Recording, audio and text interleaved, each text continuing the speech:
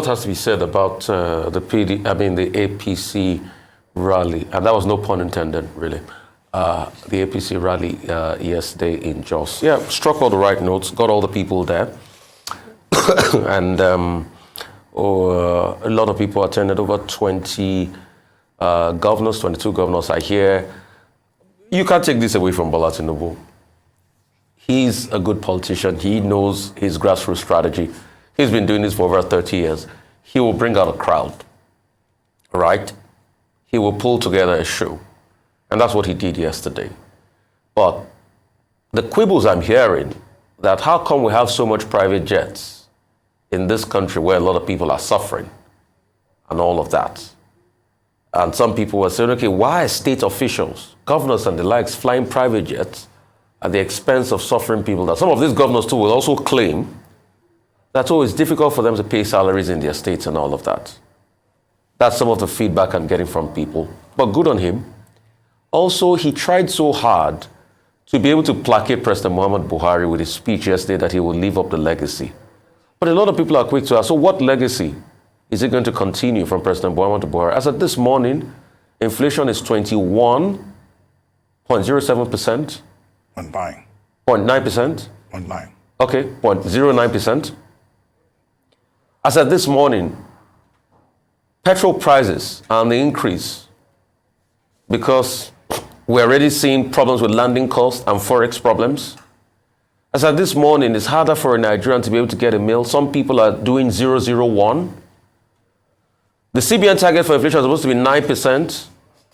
We've surpassed that. The economic index is at an all-time low. Although the people in his government will say, oh, it's happening all over the world. Look at what's happening in Ghana. But some people also argue that this is our country and we have not made better economic decisions. So a lot of people are at sea as because what legacies? Oh, infrastructure. Okay, yes. Lagos-Ibadan rail line, Kaduna rail line. Although some people in the PDP will argue that had started long ago, but okay, President Buhari finished it. Second Niger bridge and all of that. But people will say, what's the outlook on the lives of people? People will say, okay, Kaduna rail line, did they put in the security architecture that was needed after building up the rail line? That's why people were kidnapped there. So there are many back and forth as regards even the legacy of President Buhari. But one thing he did, as a smart politician he is, and because we all know the back and forth that has happened between them, especially with his Emilokon speech, he's tried to placate President Muhammad Buhari.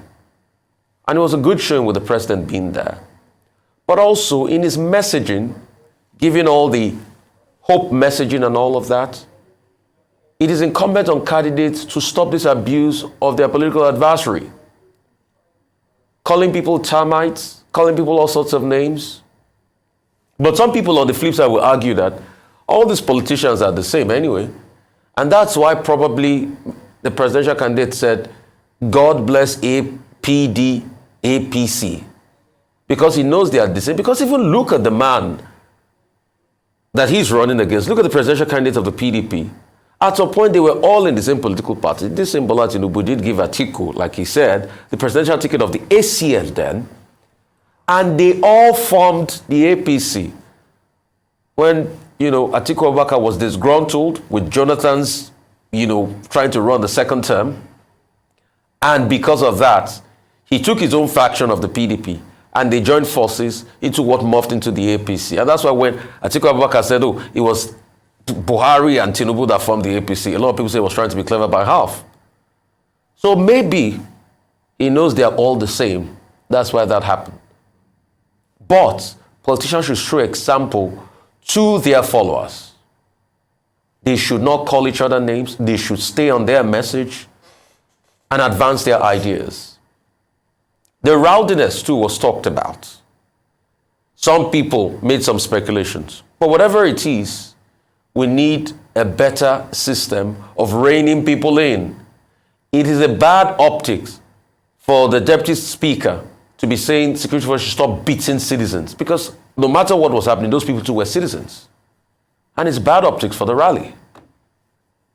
Then the sad occurrence of what happened with the Lagos lawmaker, who prayed for the repose of his soul, and we just pray his family is comforted. Then the heavy attendance also by those in the culture and entertainment and arts.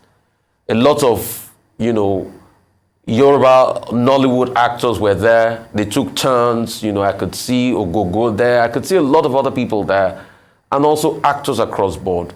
Also, there was a representation by the disability community, people living with disability community that were there yesterday, to make representation there and all of that.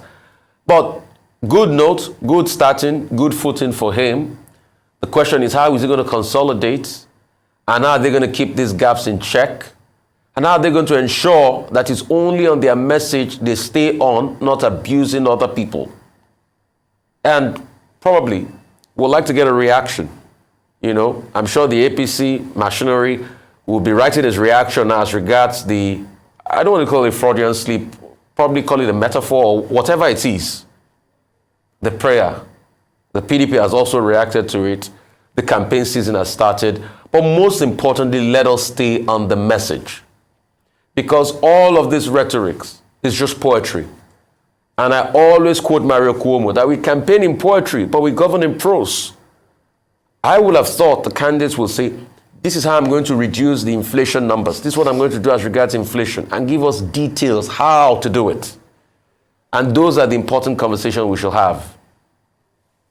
Kudos to them. Let the campaigns begin. It's all started already anyway.